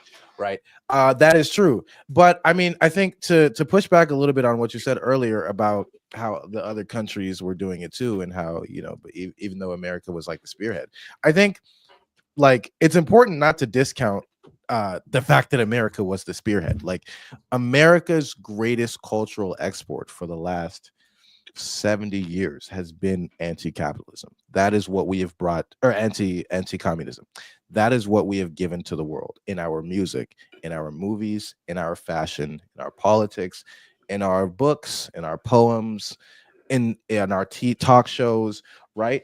And America being the dominant exporter of cultural goods, right? Of all those things that I just listed, and being the principal manufacturer of all anti-capitalist sentiments, and as well as the fact that I think what was different, and I could be wrong, right? Because I wasn't around, but I think what was different is that in America, our survival, the survival of the American people, the ability for America to thrive, the ability for American people to live their lives was innately tied to, inextricably linked to their hatred of communism. That was it. It's, if you don't hate communism, dude, it must mean you want your granny to fucking starve to death. Yep. That's crazy. If you don't hate if you don't despise communism, it must means you want the USSR to come here and take away your speedboat. And I think part of it, and then another thing is that like American excess, right? This idea of consumerism that was pushed out by America onto the world, but like centralized in the United States, where everybody had to have everything. The big jump to super malls in the 80s and things of that nature. It tied us to our goods. It tied us to our materials, right? The propaganda worked best for us than any other country, twofold, because our survival was tied to the hatred of communism, but also like our vibes were too. Like, dude, you can't vibe as well as you can't vibe anywhere else in communism like you can vibe here in the US. You can't own a nice little car like here that like you can in communist Russia. And I think because of those two things, like TJ said, the well was thoroughly and effectively poisoned. But I do agree that my generation now is the most accepting of socialist ideas and socialism and communism and Marxism of any other generation I've seen. But even so, it's got to be another 20, 30, 40. No, let me tell you how long it's going. Like, I've been saying this on the show for a little while, and just like yes, the more time goes on, the more it feels like that I'm right about this. Oh, There's going to be a massive transfer of wealth over the next 10 to 20 years as the boomer generation dies. Mm-hmm. And that transfer of wealth is going to go. It's going to skip over the Gen Xers who are very small, although very fucking conservative, and it's going to go to the millennials, who are the first generation in recorded history to not grow more conservative as they age, and in fact go farther left. And when that happens, when you have a generation of millennials who, for the most part, did not have this well poisoned, and suddenly they have a lot more money and all of this resentment built up over their adult lives for the systems that be, because they couldn't buy that house until like just now, whatever. I think that is the moment where lightning strikes. And also, it will happen to coincide with the time when white people become a plurality in this country. It will happen to coincide with the time now, looking like after another 4 years of Trump is when it's going to fucking start. Yeah. I don't know. I think that we could, and it's, again, I'm believing this. Like, I am someone who thinks this is going to happen, and I was taken aback by the reaction to this Luigi thing. I could not believe how many people felt this way. I think we're a powder keg ready to fucking blow. And the winds to blow in the right direction, because, and this is the point I had earlier that I forgot, and we're about to tie it up with a bow. Talk to ex-conservatives.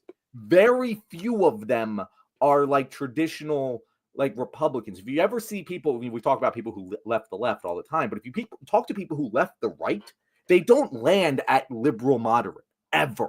I never see someone who's like, yo, I'm a libertarian, whatever. They just skip right over that because it's they go straight to leftism. And they go straight to leftism. I see it time and time. God and time damn it! They ain't doing it for fucking money.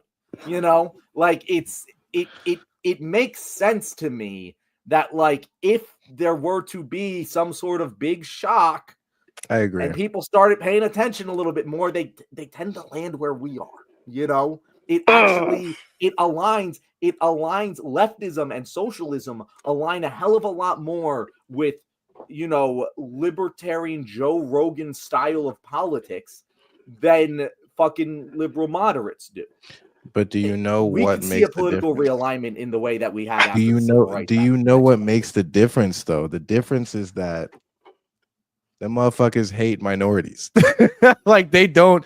I'm being so serious. That's again, white people are going to be the plurality at the time that this is happening. The white people are losing their fucking power just by the march of time and semen. It's just what's going to happen. We are going to be the minority, not the minority, but the plurality of the majority. And by the way, at the same time all of this is happening, the fucking institutional media apparatuses that existed during the Cold War are fucking dying.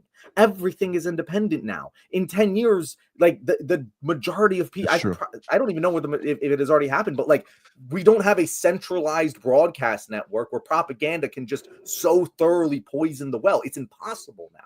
So, like, I'm telling you, I think the CIA already did its job, though. I think now they don't have to do it for us anymore. We're doing it for them, right? Like, these independent media outlets, how many of them, like the biggest leftist commentators in the space, Hassan, who else? Vosh, Destiny, yeah. Vosh is big in left tube, and like, he's big if you're like really into culture war stuff. Yeah, but Vosh I think he's still get much neat. Appeal outside the bubble at all. He's pretty neat. Hassan is the only leftist that exists outside of his sphere. But how many can you name that are conservative, dude? How many? There's so many, dude. I can name the Shapiros, the Rogans, the Matt Walshes, the fucking Candace. So, and they have such a wide array. Like all respect to the conservative people, they got more diversity than I ever seen in my life. They got Asian women, black men, they got white men, they got gays, they got a couple trans people, they got the whole Power Rangers team lineup. Power Rangers. What do we have? That's the thing. What have we been talking about on this show for the past? There is now, because the powers that be in Democrat world saw this. They finally see this, and they are finally moving on it. There is time to build it the fuck up over the next 10 years. The Republicans started doing this 12 years ago max. You know, I'm telling you, in like 12 years, we're gonna have something similar on the left. Or I mean, I goddamn hope so. All right. You know? So it's December 12th. I just marked it because it's taken all year. But John, you finally made a good point. Now, the thing about conservatives that move left, nailed it. They never. I was thinking, because I am one of them. For those of you who don't know, I rocketed to, and I think it comes down a lot to something I say all the time is that I'm not a conservative anymore, but I still think like one. Conservatives are kind of incapable of thinking with nuance. It's just they just can't do it. Like everything is one or two, up or down, and they have to do it. So which makes us great allies in trying to fight against conservatism, because we're so principled on that. And with the shift for the demographics and everything, that's true, but I think it's true-ish. And that's from what we see from Gen Z, which is kind of like Gen X has let us down by being rabidly conservative. Gen Z is not as left as we'd like them to be. But they're not the poisoned well. The fucking no, it's not. The Latino men who are voting on social conservative things that voted for Trump, they weren't poisoned by the anti-socialism shit. Like they you look at fucking Latin America, they are very primed for there's several socialist countries. Yeah, for them it's Brazil, it's way easier to get down there, and it's not so much like they're letting us down as much as they are primed to hop over to us way more than the boomer Republicans. Oh yeah, they will be easier, but I'm saying it's not a given, and it's certainly we're banking on, once we millennials get a hold of all this cash, that we're not going to, immediately start doing everything. DJ says that like he doesn't. Oh my God, I know, himself. Right? Hey! Not thanks for on him. The show, guys. Thanks for joining the show. You snitched on him. DJ's like, yeah. Once this hypothetical future comes where we get the money, DJ's gonna get kicked out of communism, dude. I know, right? Listen. When the commies come and they execute me for not being far left enough, they'd be like, "Great job, guys! You didn't let me down." I'd be like, very proud of you folks. But I was just holding this house for you. No, but like I do say that Gen Z, I'm very happy giving Gen Z the title of the greatest generation. Like Gen Z went through 9/11, multiple economic collapses, war our entire existence, and we still held the fucking line. We're still like the furthest left generation, after Gen Z has led us, or at least more bullshit. I'm a millennial. He's right. Oh, I'm sorry, millennials. No, you're saying Gen Z. Millennials are the greatest generation. Yeah, he's right. No, Gen Z has. God damn it! Gen Z is exactly. Gen Z's let us down. I want to talk about that. Yeah. So, do you consider yourself Gen Z? Yeah, you're Gen Z. Okay. Yeah, I'm Gen Z. Yeah. I'm like right on the line, so you're Gen Z. Yeah. So like millennials, millennials are the greatest generation because we have held the line this whole time. Like what you were just saying, John, with like Gen Z men or Gen Z Latino men or a higher chunk of Gen Z going right after 4 years. You think millennials would let that shit happen? There's no way we'd let that happen. We would quash that immediately, and we've done. TJ, you're right. Right? Yes. So I want to put that out. And no, this is going way back with John. You were talking about.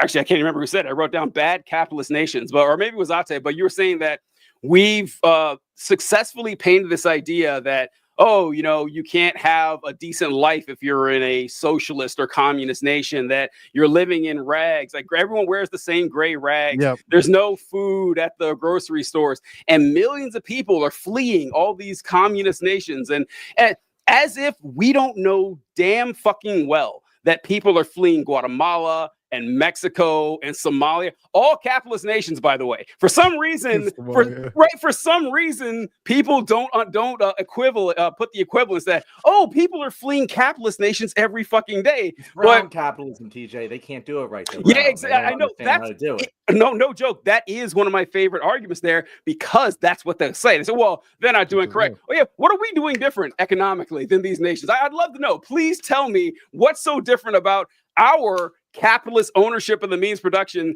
as anywhere else that's falling apart right now. It's real special pleading they like to do with this. But go ahead, Ate. What were you going to mention?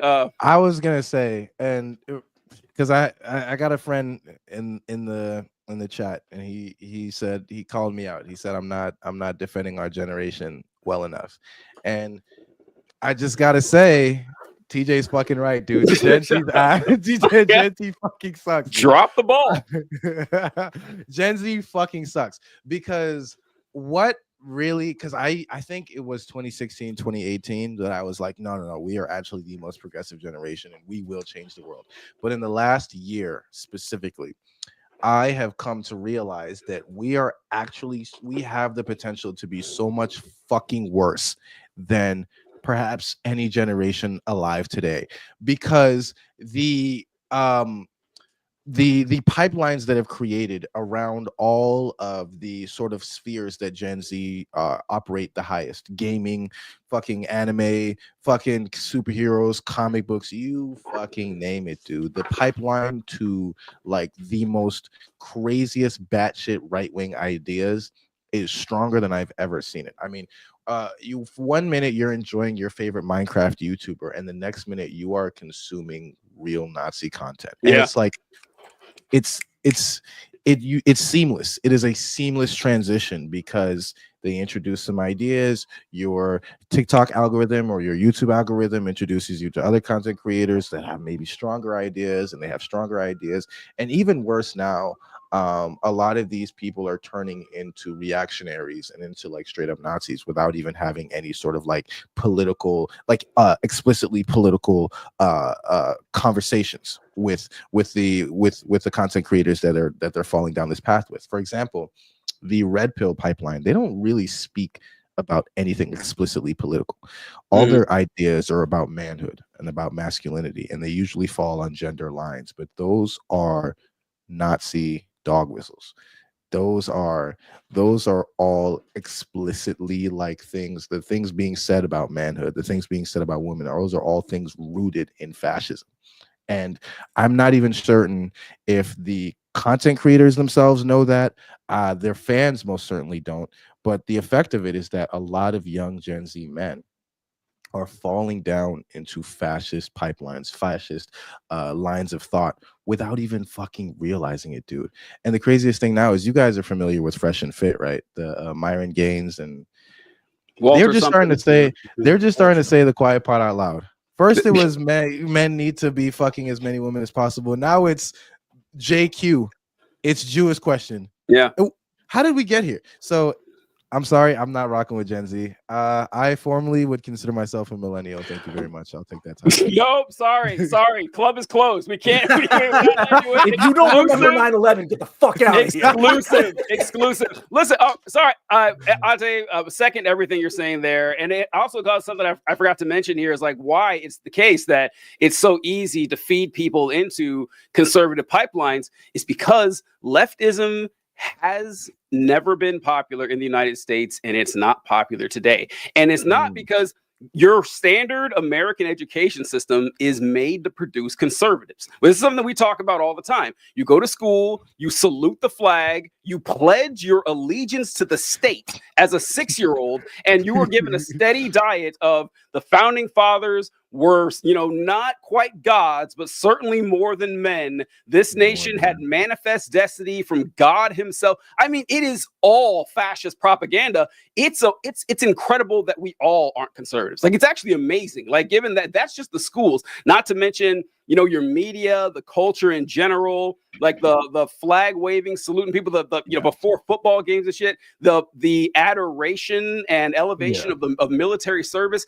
It's wild how goddamn conservative like the baseline culture is. That's why it's difficult to get it. It's not. I don't think the conservatives are smarter than us. They just have an easier test in front of them. That tell people that you like football. And then you start waving the flag around. Now you got a right-wing football commentator or a sports broadcaster.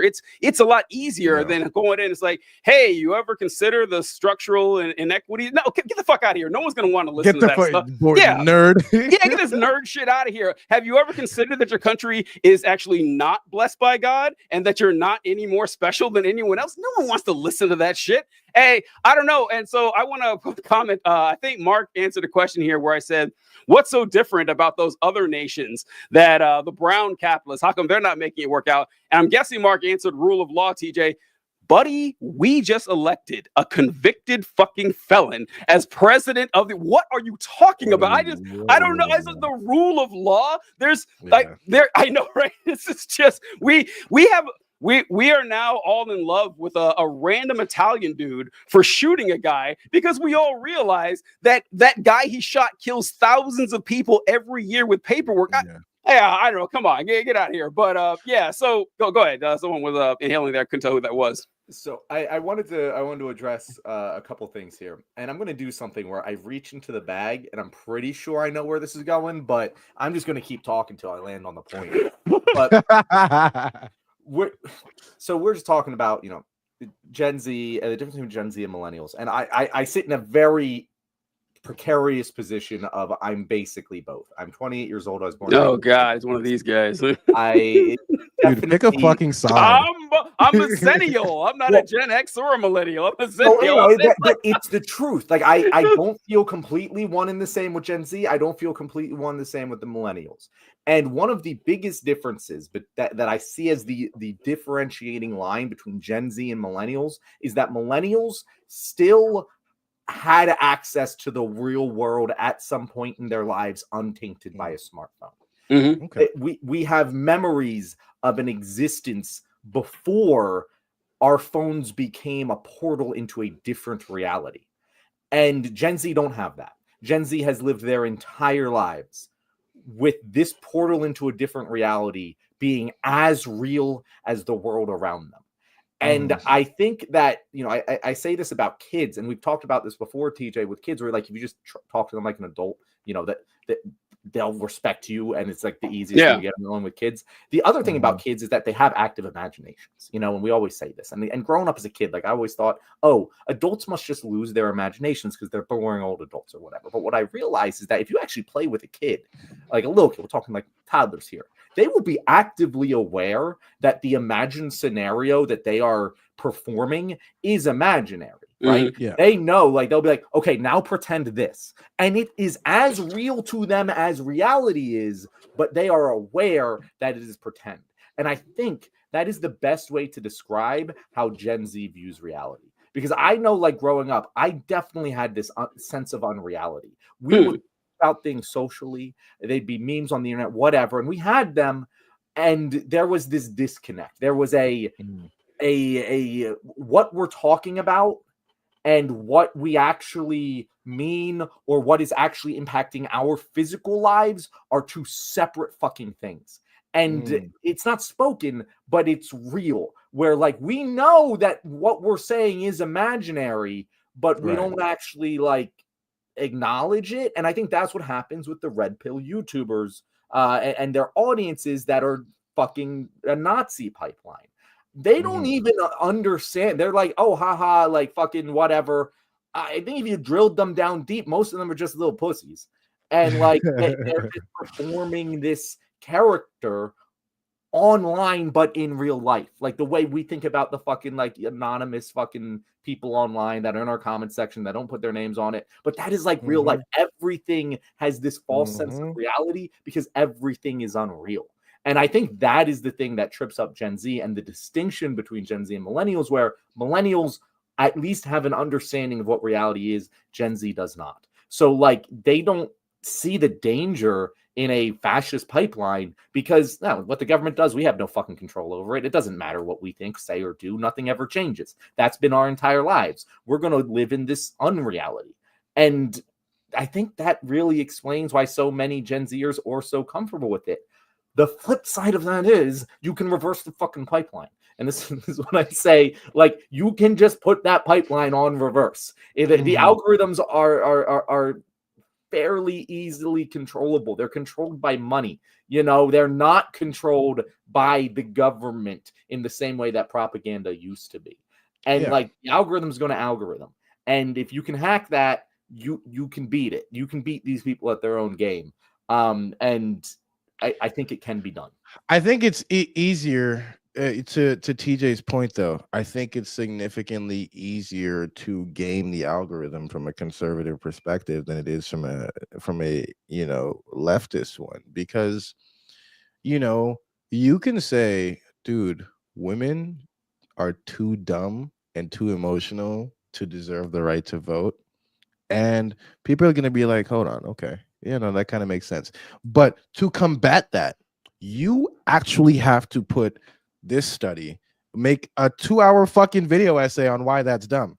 Because, like he said, most of this country, and I don't even want to say most of this country, the country as a whole, the way we are socialized, the way the socialization works in this country is that we are primed to be more in line with conservative ideas, meaning that it's an active struggle in our brain to escape those conservative ideas. By default, we are born with some level, and this varies person to person, but we are inundated with some level of conservative ideology that we have to actually intentionally fight against. And it's not shit to reinforce that. It's super duper easy. You know what I'm saying? It's already, you're building on what's already there. But for leftism, you're kind of having to build an entire sort of like new neural network, a new neural pathway, a new intellectual framework for these people. And that requires a lot more work. And I think the algorithm doesn't really, we have some couple success stories, but I would actually wager that the algorithm is more invested in pushing conservative things, ideas, pro-capitalist ideas, than they are like things that directly what's the word, interfere with capitalist policies that these algorithms, these companies are built off of. You know what I mean? Yeah. Also, so like this started with Rush Limbaugh, really, at least that I can think back to when it first started going off, is that Rush Limbaugh figured out that there is a strong incentive in conservative media. TJ's bringing up fucking Rush Limbaugh. Dude, you're fucking old. Get a load of this fucking grandpa. Listen up, folks. Fucking I've seen a few Rush things. All right. Okay. All right.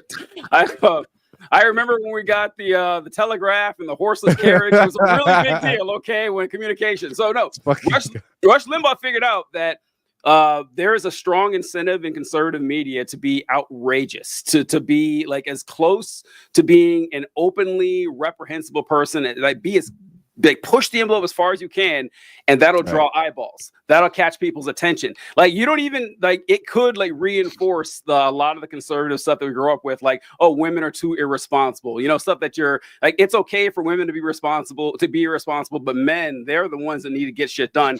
And you can make big jokes about it and everything, and that's going to catch people's attention. Like, oh, look at that crazy guy over there.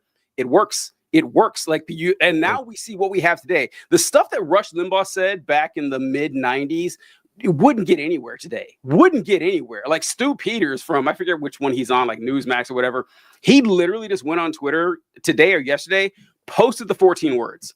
I mean, like, just boom, 14 words right there. That was his post. Wow. This guy, Kash Patel, who is Donald Trump's current nominee for the FBI, was on Stu Peters' show twice last year or the last couple of years or something like that.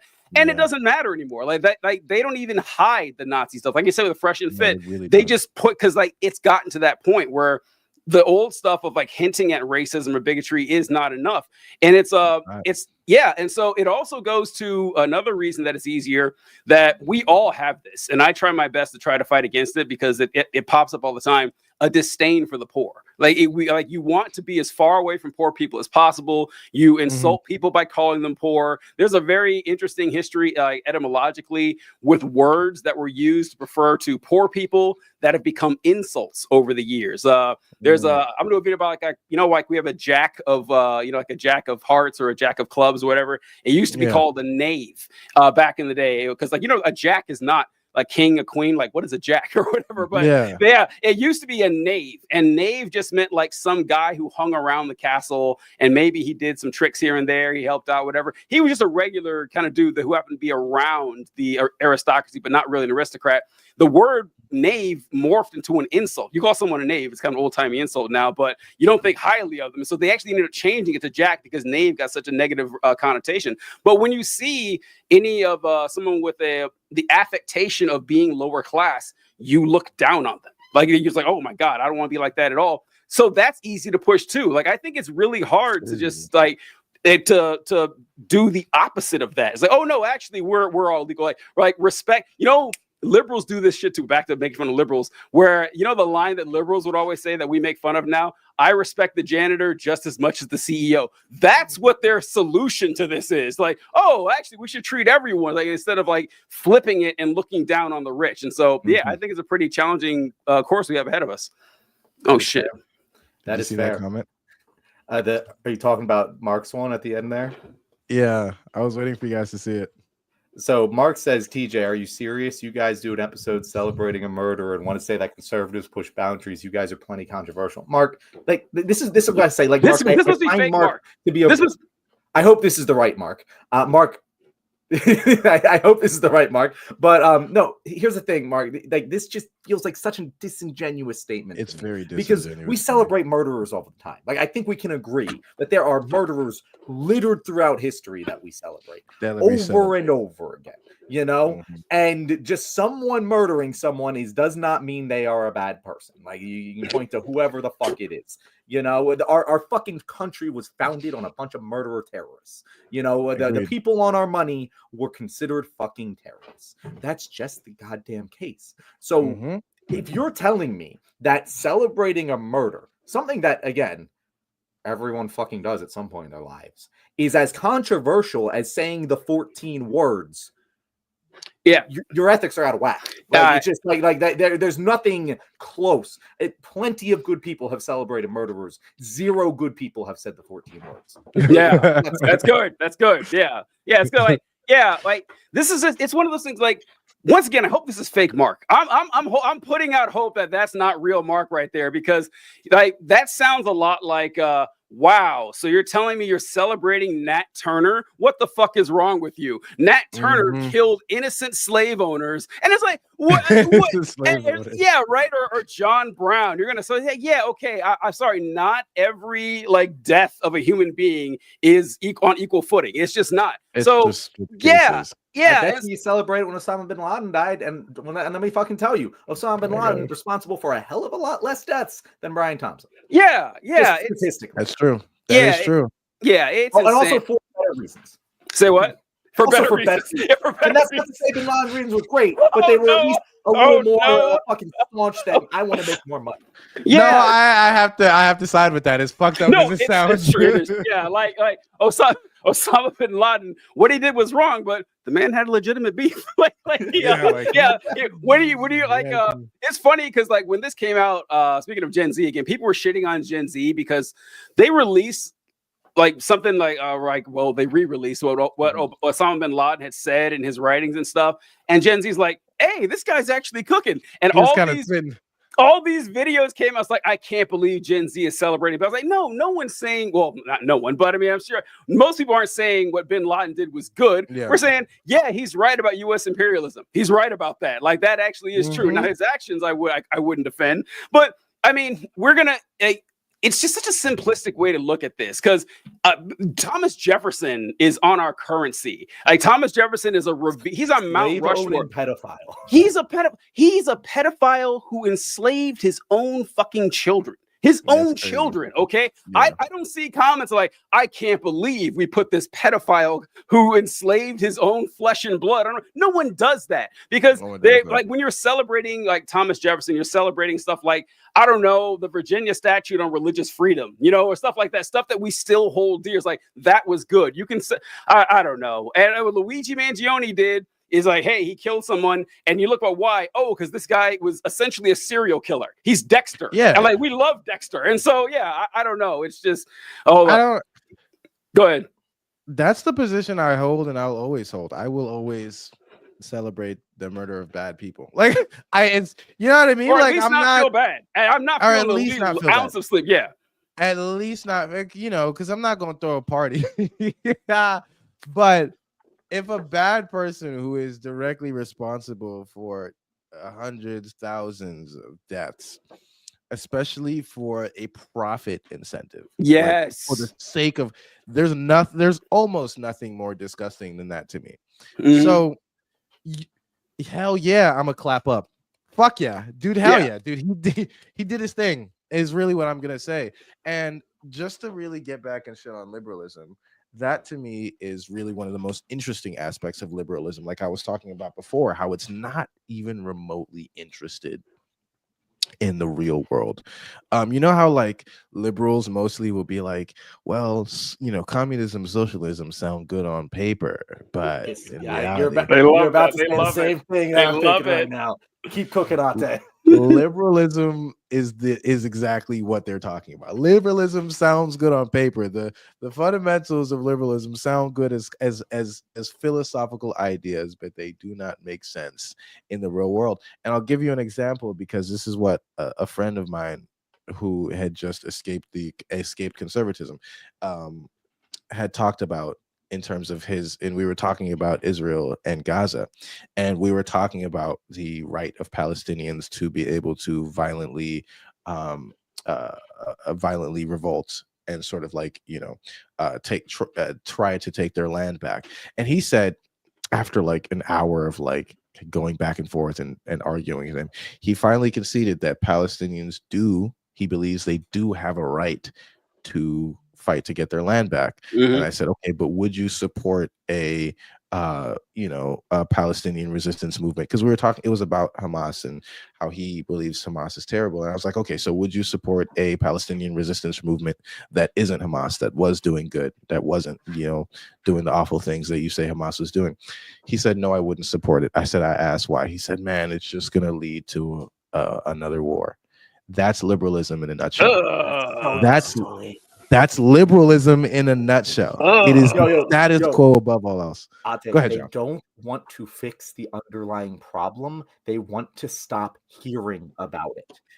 The people who are like, stop celebrating this murderer, they are not interested in solving the pain that is causing people to celebrate the murder. They just want to stop hearing about it. And there's something distinctly conservative about that too. It's the same way conservatives think about like gay people and LGBT people, and like they like the fucking bathroom whole thing that happened a couple weeks ago. It's like, trans people have been using the bathroom of their for decades. It hasn't been a fucking problem. It only became a problem when conservatives were forced to think about the fact that there might be a trans man in their bathroom. And then they're like, oh no, I don't want that. They want all of these things to exist. They're like, okay, cool. I'm okay with you being trans. I just don't want to see it. I don't want to know you're trans. I don't want to see a guy that looks like a dude being a trans woman. A guy that I think is a woman being a trans woman, I have no fucking problem with that. I don't have to think about it. And there's such a distinct similarity between that mindset and what you are describing with liberals. It's really like something I've been It's not even a similarity. It's the same thing. Like, the thing is, modern liberalism is inherently conservative. Like, there's no way around it. That's just kind of the thing, because to the ideology of holding on to the status quo, and this is what makes me hate liberals more than even conservatives sometimes, because at the very least, a conservative's argument would be that I actually like the way things are. Yeah. Matter of fact, I think they should be worse. Yeah. But a liberal would tell you, well, yeah, the way things aren't great, but I don't want to be bothered to solve it. It's exactly what MLK said, that, they prefer a negative peace, which is the absence of tension, instead of a positive peace, which is the presence of justice. That's exactly what I can't believe I just accidentally paraphrased MLK and like didn't acknowledge it. Like, I'm kind of pissed. I was like, oh, I just had a unique thought. No, I kept waiting for one of you to do it. I was like, okay, we're dancing around this, but there's a very famous quote. I thought about it, and I quote that all the time, teacher. I know. I thought about it all the time. Yeah, but MLK has become liberal Jesus, and I know. It's so it's just I do hate that MLK has been stolen by the liberals, and for a while by the conservatives. I'm glad the conservatives would let it go. The conservatives like, nope, actually we hate MLK. They gave him back. Yep, they're like, he's yours now. Oh my! So I see Mark. Oh, we got to close up the show, but Mark says, TJ, not fake Mark, real Mark. You kids are being controversial. That's exactly what fake Mark would say. So I am convinced now. This is definitely fake Mark here, but oh god, you know what? We didn't even get to our other topics. It's already 8:30, but we gotta close this out. What do you think, John? Yeah, I think we should close this out, and we'll close it out here. So, Thank you guys so much. You made it to the end of the video. I'm really glad about that. But what Yeah, I'm all two of really, you. really glad about is that I didn't have to explain about any intersectionality with Black people in the Cold War. So if you want to hear more about that sort of thing, how about Destructive Hugo? Tell people where they can find you. You can find me on TikTok, YouTube, Instagram now, dude. I'm taking myself seriously as a content creator, if you haven't heard.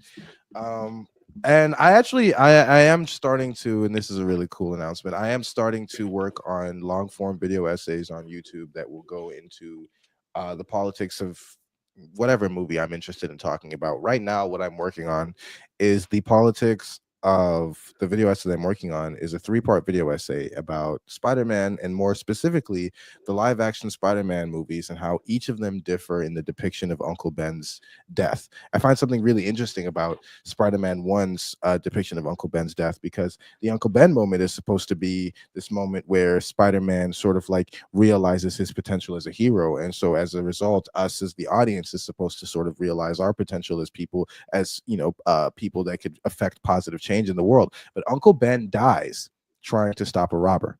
That's and I find that really interesting, because juxtaposed with the MCU's version of Uncle Ben, which is actually Aunt May in Spider-Man Far From Home, she dies not trying to stop a robber, which is silly, but trying to rehabilitate a supervillain. And so there's like there's subtle political differences, not even subtle. They're not so subtle political differences between how those two Uncle Bens and the messages that come from those sacrifices. And so that's what I wanted to talk about. So I'm really excited to write it. Follow the YouTube, subscribe to the YouTube, and stay tuned. Fantastic. Look forward to it. We appreciate you coming on, Ate. Destructive Jugo, Ate, fantastic. I would say he is our second favorite guest host. Our favorite guest host actually joined us on December 4th from the hours of 6 a.m. Eastern time to 9 a.m. Eastern time. A man named Luigi Mangione. If you guys want to check out that video, it's private on YouTube right now, but he was in studio recording it with us. It was fantastic. So check that out. Thank you guys. We'll catch you later. He has an alibi.